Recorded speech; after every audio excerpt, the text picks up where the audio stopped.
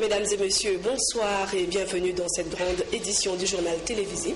Ce soir, nous recevrons pour vous sur ce plateau Jean-Louis Messieu-Kama, qui est notre rédacteur en chef et chargé de questions économiques au service des informations d'Antana. Bonsoir Jean-Louis. Bonsoir. Le ministre de l'Intérieur, Sécurité et Décentralisation, Richard Mouyej, a présidé aujourd'hui en son cabinet de travail la cérémonie de présentation du logiciel d'inspection générale de la territoriale.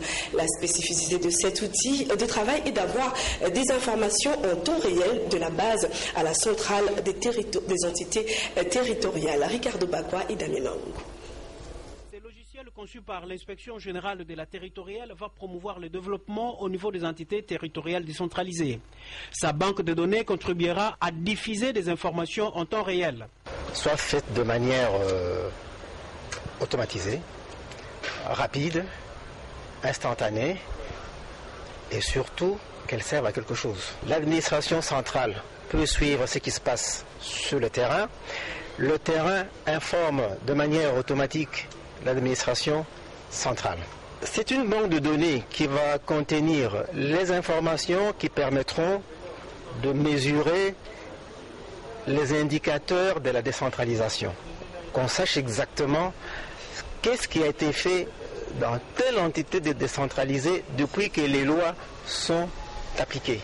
Cet outil de travail est d'une importance capitale car il permettra aux autorités au niveau central de procéder en même temps à l'évaluation et au contrôle des services des entités territoriales décentralisées. Richard Mouyej a également insisté sur le fait que cet instrument de travail permette de faire une meilleure évaluation de la situation sécuritaire dans l'arrière-pays. Et voilà, un sujet qui fait couler encre et salive, un sujet qui fait bouger la République démocratique du Congo. C'est donc celui du changement de la Constitution. Le pasteur Théodore Mugalou, chef de la maison civile du président de la République démocratique du Congo, Joseph Kabila, se veut l'église au milieu du village. Lui a opté carrément pour le changement de la Constitution, une Constitution laïque avec Dieu, soutient-il. Il a expliqué aujourd'hui devant toute la presse. Blaise Lunda et Alain Kiouka dans l'assistance. Heureuse la nation dont l'Éternel est Dieu. C'est le passage biblique qui fonde la démarche du pasteur Mugalou, chef de la maison civile du président de la République. Enraciné dans les Saintes Écritures, l'homme de Dieu estime qu'il est temps que le Congo ait Dieu comme fondement et honore ses pères spirituels, en l'occurrence le prophète Simon Kimbangu et le cardinal Joseph Albert Malula. D'où son combat pour le changement de la loi fondamentale de la RDC. Nous sommes en train de plaider pour une constitution stable. La Constitution, selon Psaume 33, verset 12, américaine, elle date de 1776. C'est-à-dire qu'en 1976, 200 ans, la même Constitution, elle est stable. La Constitution française, elle n'a pas encore fait un siècle. Elle a déjà changé 5 fois. On cherche à la changer la 6e fois. C'est que les choses qui n'honorent pas Dieu, c'est pour des générations, c'est pour la postérité, ce n'est pas un combat ponctuel. C'est pourquoi nous disons nouvelle constitution sans Dieu. Non, non, non. Psaume 127, verset 1. Celui qui bâtit la ville sans Dieu, il travaille en vain. Révision, constitution sans Dieu. Non, non, non. Psaume 127, verset 1. Anti-révision, constitution sans Dieu. Non, non, non, non. Psaume 127, verset 1. Nous voulons nouvelle constitution avec Dieu. L'ambassadeur Théodore Mugalou a opté pour un travail pédagogique. Pour ce faire, il a initié une série de rencontres avec des leaders d'opinion, que ce soit des partis politiques ou de la société civile, pour leur expliquer sa vision basée sur la pédagogie constitutionnelle d'Abraham Lincoln. Et le message a été plutôt bien reçu. Alors, entre la révision et le changement de la Constitution, où penche désormais la balance? Côté changement, bien sûr, parce que nous venons d'entendre et nous sommes pour le changement de la Constitution. Surtout qu'on parle de Dieu. On peut toujours changer si Dieu ne change pas. Comme c'est pour l'intérêt du peuple congolais, nous la soutenons. Ce soir même, nous allons nous voir, nous allons accoter tout le monde. Pour s'organiser, on va descendre dans les terrains partout, même dans les provinces. On va aller pour soutenir cette démarche. Homme de conviction, Théodore Mugalou compte poursuivre son combat et son travail pédagogique tant à l'intérieur qu'à l'extérieur du pays pour le bien des générations futures. C'est bon, bougez. Après plusieurs semaines d'absence, Jean-Louis Kama revient avec la phrase de la semaine, suivie la rédaction d'images, des phrases et des mots qu'il nous propose. Des images qui disent beaucoup.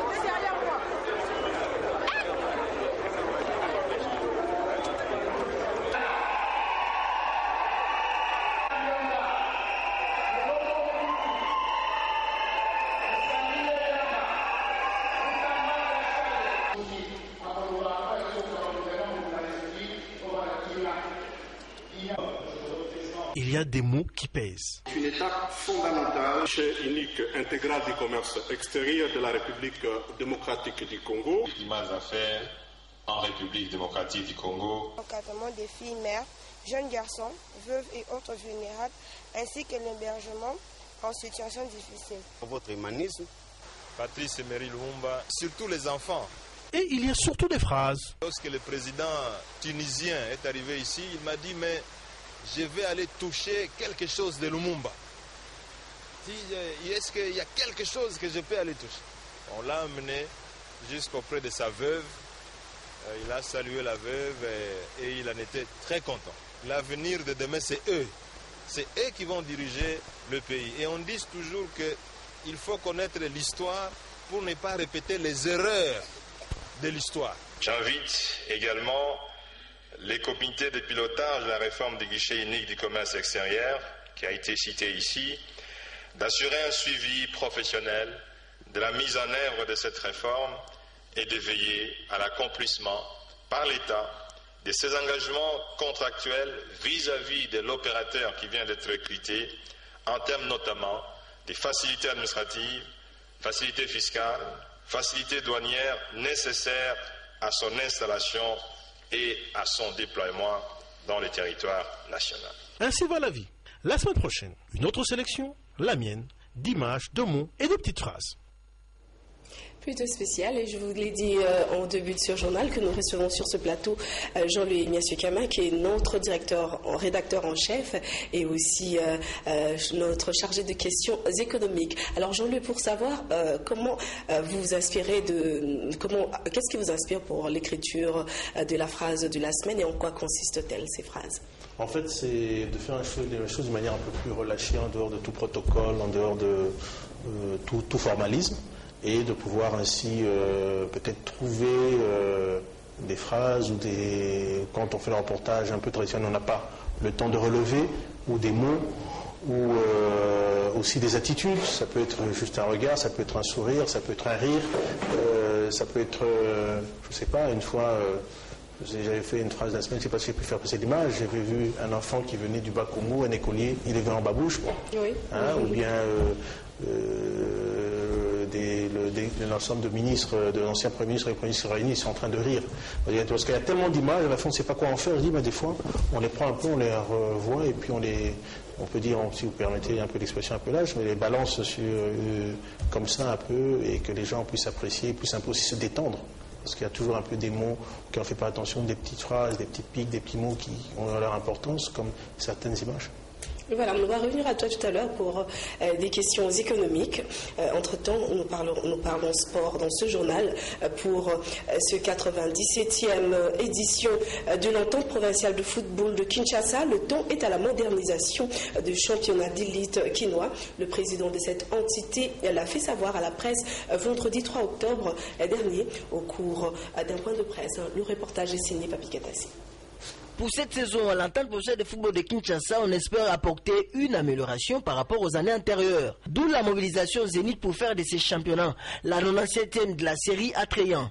Le président et cette structure subdélégatrice de la Ligue de football de Kinshasa l'a dit le vendredi 3 octobre aux professionnels des médias au cours d'un point de presse. Pour M. Nzinga, l'objectif est de faire de ces championnats le plus relevé et le plus attrayant. Nous pouvons prendre les chaînes qui sont sur satellite parce que nous voulons valoriser nos athlètes. Aujourd'hui, la valeur des athlètes de l'Ebefki a baissé.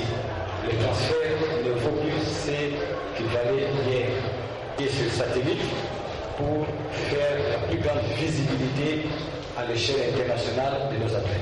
À titre de rappel, c'est depuis la semaine passée qu'a démarré la course poursuite pour détrôner les Racing Club de Kinshasa, le tenant du titre.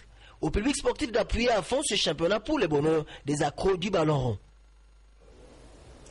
Et le championnat d'élite de football de la République démocratique du Congo a bel et bien ouvert ses portes pour sa nouvelle saison. Et pour la première journée, le Daring Club Motema Pembe vient de battre le football club Rajulu sur le score sur le score de 3 buts à 1. La rencontre a eu lieu cet après-midi au stade Tata Raphaël de la Kétule. Nous y reviendrons avec force détails dans nos prochaines éditions. Ouvrons à présent la page internationale. Vous le savez bien, Ebola fait encore rage à travers différents pays d'Afrique. Mais cette fois-là, on va parler des États-Unis, où plus précisément dans l'État du Texas, plus d'une centaine de personnes étaient surveillées jeudi par les autorités sanitaires texanes pour déceler d'éventuels symptômes de fièvre d'Ebola qui a été identifié tardivement sur un homme qui revenait du Libéria. Suivez plutôt ce reportage de nos confrères d'ailleurs. De protection et masque à gaz. Les équipes de décontamination s'affairent encore dans l'appartement d'Eric Duncan. Elles récupèrent les vêtements, les draps ou encore les serviettes qu'il aurait pu utiliser avant son hospitalisation. Ses proches, eux, ont été placés en quarantaine. Nous avons déplacé la famille vers un lieu approprié. Il y a suffisamment de place pour loger toute la famille. Ce lieu est situé dans la ville de Dallas, mais il est isolé des autres habitants.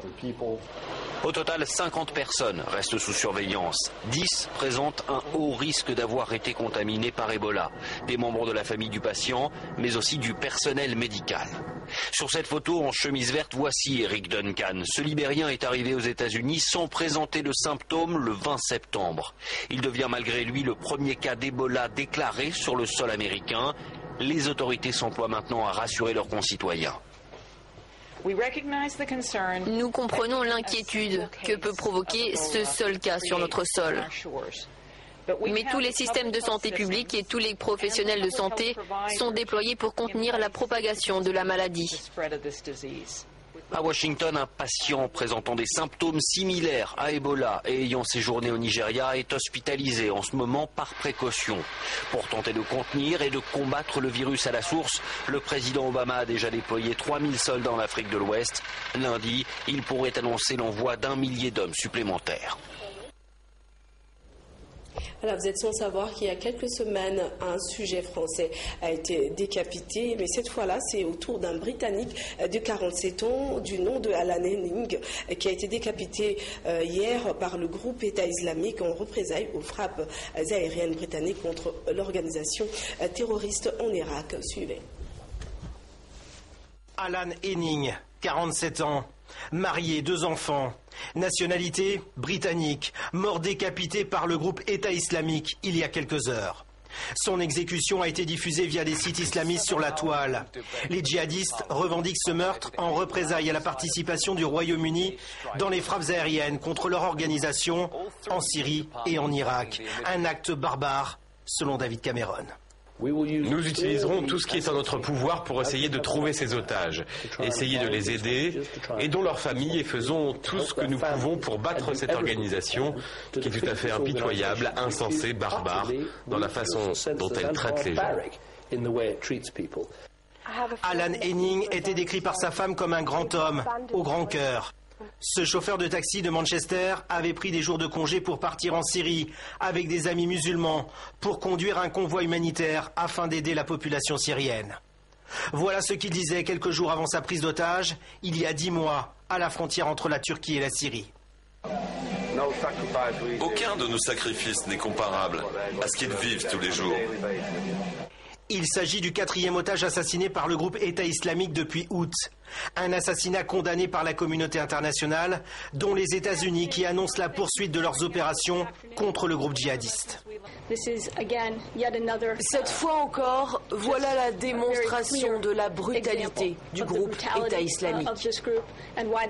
Et c'est pourquoi le président Obama est déterminé à déloger et détruire ces djihadistes. La Maison-Blanche plus déterminée que jamais. Pourtant, dans la vidéo montrant le meurtre de Alan Henning, les djihadistes annoncent que leur prochaine victime pourrait être cet humanitaire américain Peter Kassing. Ce jeune homme est entre leurs mains et son temps de vie serait désormais compté.